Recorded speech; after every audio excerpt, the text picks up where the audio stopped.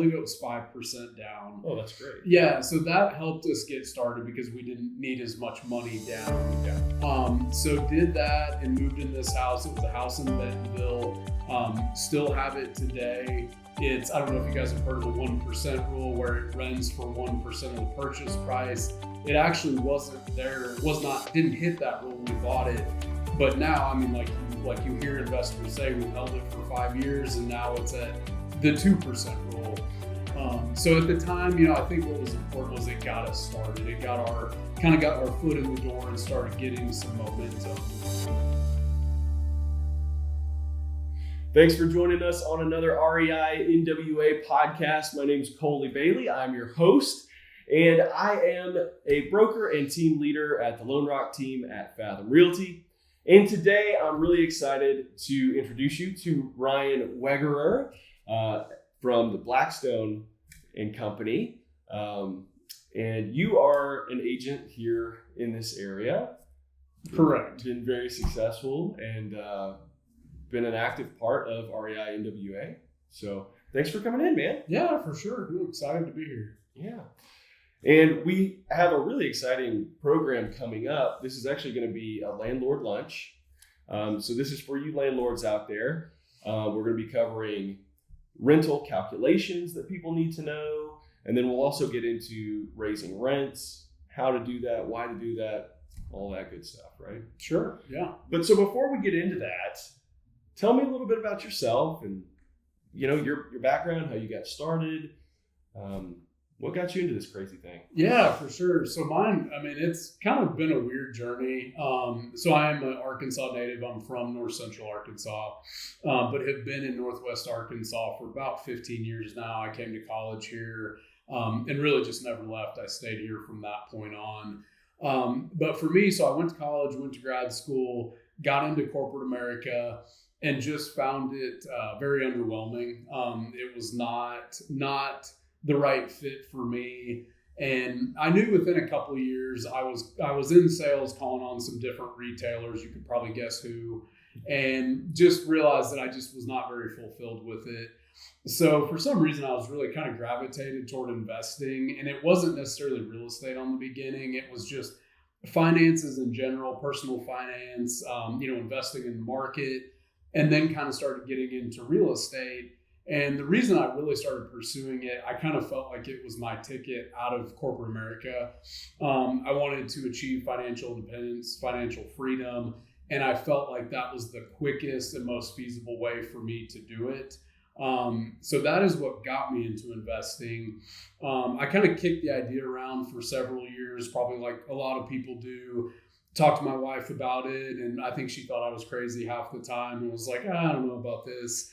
And a lot of times it seems like it's something other people do. Right. Yeah. Right. Yeah. It's so unattainable. Well, it just didn't, I read about it and it sounded good, but it was like, well, I don't know if I can do this. Like, I don't have any special talents. Like, I'm not overly, I'm not the smartest guy or whatever. But so I kind of kicked the can down the road for a couple of years. And then, I don't know if work just got worse or what it was, but I finally kind of hit a point where I was like, I need to start doing this. So started buying investment properties, selling off some things that I could. I actually had a really nice truck that I sold, downgraded my housing, did some different things to try to generate some capital to start investing in rental properties. So that was. So what was your first? Tell us the story of like the first one that you got. Yeah. So number one, we were living in a house out by the lake. It was a nice property. And I had just decided, I was like, I can't wait any longer. I've got to get my first property. I've got to see how this thing works. So the plan was to sell the house we were in, which we had quite a bit of equity in, and we were going to buy our first rental property. And I was actually going to move into it with my wife. And we had one child at the time. We were going to move into it, live there for a year. And by doing that, we could put a lower down payment down and also get a 30-year fixed rate loan that was going to be So was that FHA? We actually didn't do FHA on the first one. We did conventional. Yeah, but I believe it was 5% down. Oh, that's great. Yeah, so that helped us get started because we didn't need as much money down. Yeah. So did that and moved in this house. It was a house in Bentonville. Still have it today. I don't know if you guys have heard of the 1% rule, where it rents for 1% of the purchase price. It actually wasn't there. Didn't hit that rule when we bought it. But now, I mean, like you hear investors say, we've held it for 5 years, and now it's at the 2% rule. So at the time, I think what was important was it got us started. It got our foot in the door and started getting some momentum. So that was my first property, and we stayed there for a year. And while we were there, we actually bought 2 more properties that were in Fayetteville. And these were ones we didn't have any intentions in living in, but we're just going to be straight long-term rentals. And I think kind of what happened, and I won't go through the whole story, but I bought the first one. We were living there. So I guess it wasn't really technically a rental, right, because we were living there. It was a house hack. Yeah, it was a house hack, basically. But we had some cash left over, and I was like, well, I mean, might as well buy another one. Like, exactly. We did one. So bought our actual first true rental while we were living in this house hack. And I remember the night, like, we closed, and that night, like, I was like laying in bed, like, kind of being like, oh my God, like, I'm a landlord, like, it was this big deal. And like, honestly, it was super easy. Like, I didn't have to do anything. I didn't hear from the tenants for the first month. Like, I collected a rent check. It exceeded my mortgage by, $600 a month. And it was cash in my pocket. And that was when I think it was kind of like the epitome of like, wow, this actually works. So anyways, like, that was kind of what got us started. And then it just kind of snowballed from there. We continued to expand our portfolio. I was pretty lucky. I started like 2018, 19. So prices were high. Like, it wasn't like Great Recession prices, but they weren't like they are now. Right. You could find cash flowing deals on the MLS. It wasn't easy, but it was possible. Now it's very, very hard. Yeah. So anyway, but that was my start. It was really to get like a sense of freedom. I mean, that's why I did it. So now, when did you get your agent license, and when did you start doing that? Yeah, so I stayed in corporate America and continued buying rentals for about, I think it was 4 or 5 years. Once I got to a point where I felt comfortable stepping away from corporate America, which was in part due to our rentals and the passive income that we had coming. That was about a year ago. So I have been full-time agent for just a little bit over a year with Blackstone Company. It's a very investor-friendly team in Springdale, which is what attracted to me that team to begin with, because that was my background. But yeah, just over a year. So yeah. Oh yeah, Ryan and Jared, great guys. Been involved in REI for a long time. Yeah, I love them. Oh yeah, they're awesome. It's a great team. It's a great team. It really is, for sure. Well, cool. That's great. So one of the things that you mentioned were this 1% rule, the 2% rule. So we're going to get into a couple of these rental metrics in just a moment. But right now is actually a good time to introduce our champion sponsor. I'm John Harvester with ProLift Garage Doors. My wife Julie and I run the company, own the company. We're so proud to be here in Northwest Arkansas. We just want to remind everybody, especially the REI members, that we do give them a 10% discount. We like to be involved in the community. ProLift is here to lift you up when your garage door lets you down.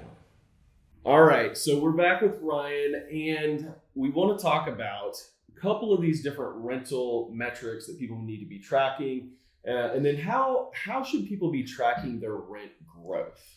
Yeah, so, determining rent is probably one of the most important things, because when you buy an investment property, like, it's not an emotional purchase. Like, it needs to be an analytical, numbers-driven decision, unless you just love houses and just want to buy them just to collect them.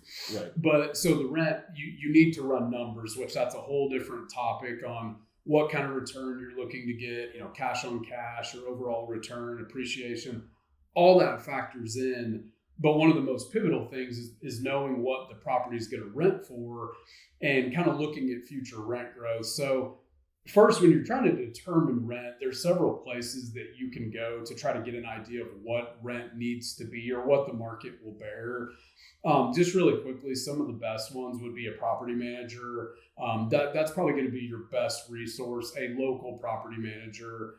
There's different websites you can go to, like Rentometer, that's really good for like single family homes.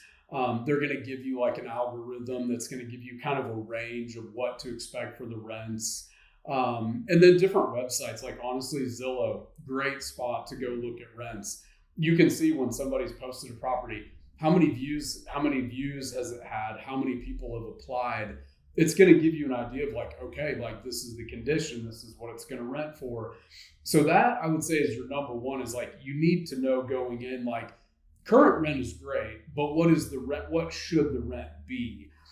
Because sometimes, and in this market, how you can actually get a deal is buying properties that are under market value because they're not rented at market. Landlords are people like me that they're nice and they're not good at, passing rent increases. And it's something where there's a lot of value add there. So they just keep that same rent rate for Right. 5 years. Exactly. And then they're, several percent below. Sure. Where Exactly. rent should be. Yeah. So anyway, that would be first, is determining what the rent should be. And then in terms of like tracking what the rent growth is, I like to kind of look at my portfolio and look at a couple different neighborhoods, and I will actually track the rents over time and say, okay, when I bought it 5 years ago, it was renting for this. Then 2 years ago, it was this. Now it's this, but it should be this. Mm-hmm. And there's a formula that's actually a percent change formula where you look at the new rent minus the old rent over the old rent. That's going to give you that percent change. Right. And you can track that in different neighborhoods. So like for me, I have properties in Fayetteville. I have a duplex in Rogers. I have some in Bentonville. And I can look at that percent change and see, where am I getting the most growth in rents?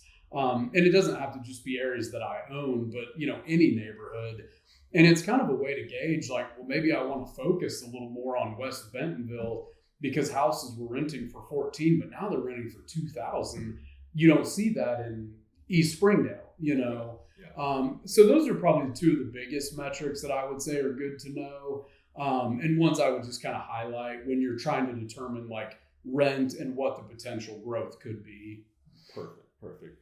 Okay, so I'm going to just bring it back to a very elementary level with some of these rules of thumb. So like the 1%, 2%, all that. So that is 1% of the purchase price of the house or property being how much you're receiving in monthly rent. Correct. Yeah. So the 1% rule, it's a great rule. It's been around for a long time. You'll hear all the Bigger Pockets, Brandon Turner, all those guys talk about it. Exactly what you just said, Colley. So whatever you pay for the property, if it's $150,000, 1% of that would mean it rents for $1,500 a month. It's a great screening tool. We use it with our investors that I work with all the time. There's so many properties that are listed on the MLS. 99% of them, probably not great rentals. Right. So it's a very quick screening tool. If it's at 1% or even getting relatively close, it might be worth further analysis of that property. And I will say I've bought properties that aren't at the 1% rule that do cash flow. So, some of it depends on financing, the different terms. And then there are some other benefits, of course, too. You still get to depreciate that property off your taxes. Sure. You're probably going to have appreciation over the long term. So it might grow into something that's better, even if it's not exactly fitting into that rule of thumb immediately. Yeah, for sure. And that's a great point. And, the first one that we bought that we moved into, on paper, it was not an amazing rental property when we bought it. It was okay. Yeah. But now, over time, now it is a very good rental. So, to your point, sometimes it just takes time. You just have to, inflation and just the rent, the demand goes up and then prices go up. So. Right. Cool. All right. Well, I'm really looking forward to your landlord lunch. Just to remind everybody, this is going to be on October 10th at noon at the Wagon Wheel Cafe in Springdale. So come out and meet Ryan Wegerer, and he's going to be going over all these. You can ask him all kinds of questions about how to calculate your rent rates and growth of your rentals, and all that good stuff. Now, how do people keep in touch with you? How can people follow you? Yeah. So unlike you, I'm not a good social media person. That's not a good area for me. Honestly, my email through Blackstone, so ryan.w@blackstonenwa.com is a good way to get a hold of me. My cell phone number, which I can share with anybody. And then I do have a Facebook. I'm not great at checking it, but I intend to get better at that. And that's just Ryan Wegerer, if you can figure out how to spell my last name. I'm on Facebook. So yeah, definitely add me and I can connect with you there as well. Okay. Sounds good. Well, like I said, come see the Landlord Lunch October 10th at noon, Wagon Wheel Cafe in Springdale, to meet Ryan and to go over all of that. It'll be $20 at the door, well worth it.